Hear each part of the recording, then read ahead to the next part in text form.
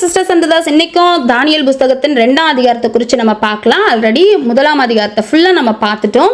So 2ஆம் அதிகாரத்தில் பார்த்தீங்கன்னா நேபுகாத்நேச்சார் அரசாண்டுட்டு இருக்க 2வது வருஷத்தில் அவர் சொப்பனங்களை பார்க்குறாரு. அந்த சொப்பனங்களை பார்த்த உடனே அவர் கலங்கி அவரோட தூக்கம் வந்து கலைஞ்சிடுது. அப்போ அந்த சொப்பனத்தை தெரிவிக்கிறதுக்காக, அதோட அர்த்தத்தை சொல்கிறதுக்காக சாஸ்திரி, ஜோஷியர், சூனியக்காரர், கல்தையர் அழைக்கிறாரு. அவங்க வந்தோடனே அவங்க கிட்ட சொல்கிறாரு, எனக்கு வந்து என்னோட ஆவி கலங்குது, அந்த சொப்பனத்தை நான் அறிஞ்சு கொள்ளணும் அப்படின்னு சொல்லிட்டு சொல்றாரு. அப்ப கல்தையர் சொல்றாங்க, சொப்பனத்தை சொல்லுங்க, அப்ப நான் அதோட அர்த்தத்தை சொல்லுவோம் அப்படின்னு சீரிய பாஷையில சொல்றாங்க. அப்ப ராஜா ஒரு தீர்மானத்தை சொல்றாரு, சொப்பனத்தையும் சொல்லணும், அதோட அர்த்தத்தையும் சொல்லணும். அப்படி சொல்லல அப்படின்னா நீங்க வந்து துண்டிக்கப்படுவீங்க, உங்க வீடுங்களை நான் அழிச்சிடுவேன் அப்படின்னு சொல்றாரு. அதே நேரத்துல நீங்க அதோட அர்த்தத்தையும் சொப்பனத்தையும் கரெக்டா சொன்னீங்க அப்படின்னா என்கிட்ட இருந்து உங்களுக்கு வெகுமதி, பரிசு, மிகுந்த கனமும் கிடைக்கும் அப்படின்னு சொல்றாரு. கல்தையர் மறுபடியும் கேட்கிறாங்க, எங்களுக்கு சொப்பனத்தை சொல்லுங்க அப்படின்னு. ஒன்னு ராஜாக்கு கோவம் வந்து, நான் ஒரு தீர்மானம் பண்ணியிருக்கேன், அதை வந்து இன்னும் நீங்கள் டிலே பண்ணணும்னு சொல்லிட்டு இப்படி பண்ணுறீங்க அப்படிங்கிறது எனக்கு புரியுது. ஏதாவது ஒன்று பொய்யா புரட்டா சொல்லலாம்னு யோசிக்கிறீங்களா? நீங்கள் சொப்பனத்தை சொன்னாதான் சரியான அர்த்தத்தையும் சொல்லுவீங்க அப்படிங்கிறத நான் புரிஞ்சுக்க முடியும் அப்படின்னு சொல்கிறாரு. உடனே கல்தையர் சொல்கிறாங்க, நீங்கள் சொல்கிற மாதிரியே சொல்கிறதுக்கு இந்த பூமியில் ஒரு மனுஷனும் இல்லை அப்படின்னு சொல்லிட்டு, நீ மகத்துவமும் வல்லமையுமான எந்த ராஜாவும் இப்படிப்பட்ட காரியத்தை யாரிடத்துலையும் கேட்க மாட்டான் அப்படின்னு சொல்லிட்டு கல்தையர் சொல்கிறாங்க. சொல்லிட்டு என்னன்றாங்கன்னா, நீங்கள் கேட்குற காரியம் நல்லது தான், ஆனால் அதை வந்து தேவர்களை தவிர, மனுஷரோடு இல்லாத தேவர்களை தவிர வேறொருவராலும் சொல்ல முடியாது அப்படின்னு சொல்கிறாங்க. அப்போ ராஜாவுக்கு ரொம்ப கோவம் வந்து என்ன சொல்கிறாரு அப்படின்னா, பாபிலோனில் இருக்கிற எல்லா ஞானிகளையும் கொலை செய்யுங்க அப்படின்னு சொல்லிடுறாரு. அப்போ ஞானிகள் அப்படின்ற லிஸ்ட்டில் வந்து தானியேலும் அவனோட ஃப்ரெண்ட்ஸும் வராங்க. அதனால அவங்களையும் கொலை செய்யறதுக்காக தேடுறாங்க.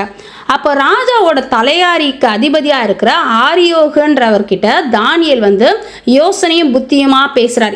என்ன செய்யலாம், என்ன நடந்தது அப்படின்னு பேசுகிறாரு. அப்போ தானியேல் கேட்குறாரு, எதனால ராஜா இவ்வளோ அவசரமாக இப்படி ஒரு முடிவு எடுத்தார் அப்படின்னு கேட்கும்போது ஆரியோக்கு நடந்த காரியத்தை எல்லாம் சொல்கிறாரு. அப்போது தானியேல் என்ன பண்ணுறாருன்னா, தைரியமாக போய் ராஜா கிட்ட சொல்கிறாரு, எனக்கு கொஞ்சம் டைம் கொடுங்க, நான் வந்து அதோட அர்த்தத்தை சொல்கிறேன் அப்படின்னு சொல்லிட்டு தானியேல் என்ன பண்ணுறாரு அப்படின்னா, இந்த கூட்டத்தோட நாமளும் அழிஞ்சு போகக்கூடாது அப்படிங்கிறதுக்காக ஆண்டவர்கிட்ட இரக்கம் கேட்கணுமே அப்படின்னு சொல்லிட்டு அவங்க நண்பர்கிட்டையும் இந்த செய்தியை, இந்த காரியத்தை வந்து சொல்கிறாரு. அப்போ அந்த இரவு நேரத்தில், ராக்காலத்தில் தானியேலுக்கு அந்த மறைப்பொருள் வெளிப்படுத்தப்படுது. அதாவது ராஜா கண்ட சொப்பனமும் அதோட அர்த்தமும் வெளிப்படுத்தப்படுது. உடனே தானியேல் என்ன பண்ணுறாருன்னா, எனக்கு தான் அர்த்தம் தெரிஞ்சிச்சே, நான் ஓடி போய் ராஜா கிட்ட சொல்கிறேன்னு சொல்லலை. உடனே தானியேல் என்ன செஞ்சார் அப்படின்னா, பரலோகத்தின் தேவனை ஸ்தோத்திரம் பண்ணினார் அப்படின்னு சொல்லிட்டு தான் வேதம் சொல்லியிருக்கு. தேவனுடைய நாமத்துக்கு என்றைக்கும் ஸ்தோத்திரம் உண்டாகட்டும். ஞானமும் வல்லமையும் அவருடையது, ஆழமும் மறைப்பொருளுமானதை அவர் தான் வெளிப்படுத்துறாரு. காலத்தையும் சமயத்தையும் மாற்றுறாரு. ராஜாக்களை தள்ளி ராஜாக்களை ஏற்படுத்துவாரு. ஞானிகளுக்கு ஞானத்தையும் அறிவாளிகளுக்கு அறிவையும் அவர் தான் கொடுக்கிறாரு அப்படின்னு சொல்லி அவரை உயர்த்தி பாடிட்டு அதுக்கப்புறம் ஆண்டவர்கிட்ட சொல்றாரு, பிதாக்களின் தேவனே, ஞானமும் வல்லமையும் கொடுத்து நாங்கள் எதுக்காக ஜெபிச்சோமோ அதை நீங்கள் எங்களுக்கு தெரியப்படுத்தினபடியால் உம்மை புகழ்கிறேன் அப்படின்னு சொல்லி சொல்றாரு. அதுக்கப்புறம் தானியேல் ஆரியோகன்றது நேபுகாத்நேச்சார் வந்து ஞானிகளை கொலை பண்ணும்படியா சொன்னார்ல, அவர் தான் வந்து ஆரியோகு கிட்ட சொல்றாரு, பாபிலோனோட ஞானிகளை அழிக்காதீங்க, இவர் பாருங்க இங்க சுயநலமா இருக்கல, யாரையுமே அழிக்காதீங்க அப்படின்னு சொல்லிட்டு என்னை ராஜ சமூகத்தில் எடுத்துன்னு போய் விடுங்க, நான் வந்து சொப்பனத்தையும் அதோட அர்த்தத்தையும் சொல்றேன் அப்படின்னு சொல்றாரு. ஆரியோகு தீவிரமா ஃபாஸ்டா போய் ராஜா முன்னாடி நிறுத்தி, சிறைப்பட்டு வந்த யூதயா புத்திரர்ல ஒரு மனுஷனை பார்த்து, அவர் வந்து உங்களுக்கு சொப்பனத்தையும் அதோட அர்த்தத்தையும் சொல்லுவாரு அப்படின்னு சொல்றாரு. ராஜா ஒன்று தானியேல் கிட்ட கேட்கிறாரு, சொப்பனத்தையும் அர்த்தத்தையும் உன்னால சொல்ல முடியுமா அப்படின்னு கேட்கிறாரு. தானியேல் சொல்றாரு, நீங்க கேட்கிற காரியத்தை ஞானி, ஜோஷியர், சாஸ்திரி, குறி சொல்லுகிற யாராலையும் சொல்ல முடியாது. அது வந்து மறைப்பொருளை வெளிப்படுத்துகிற தேவன் தான், பரலோக தேவன் தான் கடைசி நாள்ல என்ன நடக்க போகுது அப்படிங்கிறத உங்களுக்கு தெரிவிச்சிருக்கிறாரு. உங்களுக்கு வந்த சொப்பனம் தரிசனம் என்னன்னா, நீங்க படுத்துட்டு இருக்கும் போது ஒரு யோசனையா இருந்தீங்க, நீ என்ன நடக்க போகுது அப்படின்ற ஒரு சிந்தை உங்களுக்குள்ள வந்தது. அது வரும்பொழுது ஆண்டவர் வந்து மறைப்பொருளை வெளிப்படுத்துகிற தேவன் என்ன நடக்க போகுது அப்படிங்கிறத உங்களுக்கு வெளிப்படுத்தினாரு. நான் வந்து உலகத்தில் இருக்கிற எல்லாரும் விடவும் ஞானியா இருக்கிறதால இதை வெளிப்படுத்தல, நீங்க இதோட அர்த்தத்தை புரிஞ்சுக்கணும் அப்படிங்கிறதுக்காக தான் எனக்கு இது வெளிப்படுத்தப்பட்டிருக்குது அப்படின்னு சொல்றாரு. அப்புறம் வந்து அவர் கண்ட சொப்பனத்தை சொல்றாரு. ராஜா வந்து நீங்க ஒரு பெரிய சிலையை பார்த்தீங்க, அந்த சிலை வந்து ரொம்ப பிரகாசமா இருந்தது, அது வந்து உங்களுக்கு எதிராக நினைச்சு அதோட தோற்றம் அது பார்க்கும்போது பயங்கரமா இருந்துச்சு. தலை வந்து பசும் பொண்ணுலையும், மார்பும் புயம்ன்றது ஆம் அப்படின்னு இங்கிலீஷ்ல போடப்பட்டிருக்கு, வெள்ளிலையும், வயிறும் தொடையும் வெண்கலத்திலையும், கால் வந்து இரும்புலையும், பாதம் வந்து பாதி இரும்பு பாதி களிமண்ணிலையும் செய்யப்பட்டிருந்தது. அதை நீங்க பார்த்துட்டு இருக்கும் போதே யாரும் தள்ளி விடாத ஒரு கல் மேல இருந்து உருண்டு வந்து அந்த பாதத்துல, அந்த சிலையில இருக்கிற பாதத்துல விழுந்தது. அது களிமண்ணும் இரும்பும் இருக்கிறதால அது நொறுங்கிடுச்சு. அது நொறுங்கின உடனே மிச்சம் எல்லாமே நொறுங்கி ஒரு காற்றுல அடிபட்டு பறக்கிற பதற போல எல்லாமே பறந்து போயிடுச்சு. ஆனா அங்கிருந்து உருண்டு வந்த கல் வந்து ஒரு பர்வதமா மாறி அது பூமி ஃபுல்லா நிரப்பிட்டு, இதுதான் சொப்பனம் அப்படின்னு சொல்லிட்டு இதோட அர்த்தத்தை சொல்றாரு. தானியேல் நேபுகாத் நேச்சாரை பார்த்து சொல்றாரு, நீ ராஜாதி ராஜா, பரலோக தேவன் ராஜரீகம், பராக்கிரமம், வல்லமை, மகிமை உங்களுக்கு தந்திருக்காரு. எல்லா மனுஷரையும் மிருகங்களையும் பறவைகளையும் உங்க கையில கொடுத்து அதை ஆளும்படி செஞ்சிருக்கிறாரு. அந்த சிலையில பார்த்தா அந்த பொன்னாலான தலை நீங்க தான். உங்களுக்கு அப்புறம் கீழ்த்தரமான ஒரு ராஜ்யம் வரும், அப்புறம் வெண்கலமான 3வது ராஜ்யமும் வரும். அதுக்கப்புறம் 4வது ராஜ்யம் இரும்பை போல ஸ்ட்ராங்கா இருக்கும்.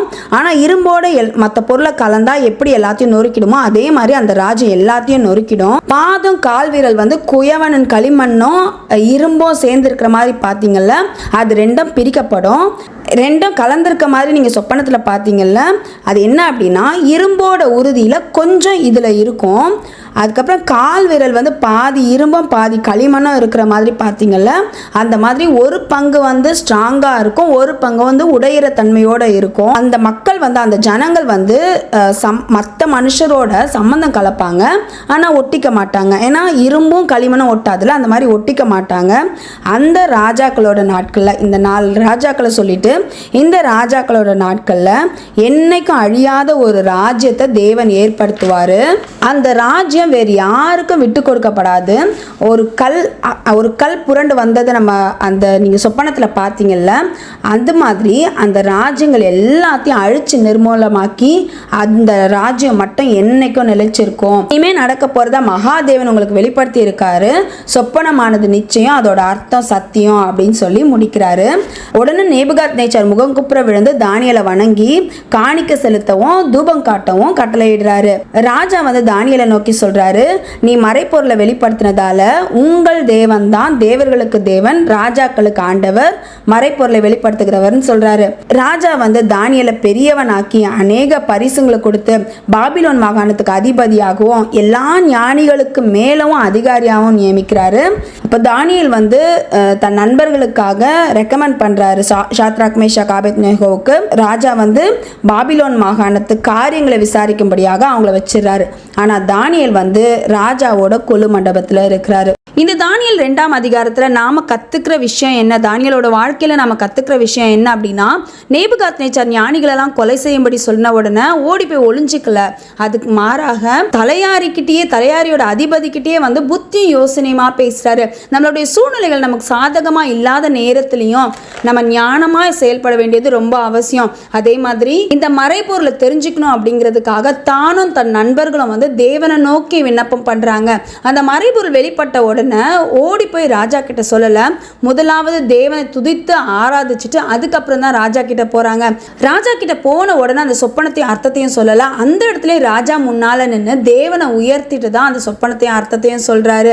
நம்மளுடைய வாழ்க்கையில சில நேரங்கள் சில காரியங்களை நம்ம அறிந்து கொள்ளும் பொழுது, சில காரியங்கள் நமக்கு வெளிப்படுத்தப்படும் பொழுது அதை நம்ம வந்து பெருமையா எண்ணாம அந்த இடத்துல தேவனை உயர்த்தும் பொழுது தேவன் நிச்சயமா நம்ம உயர்த்த வல்லவராயிருக்கிறாரு.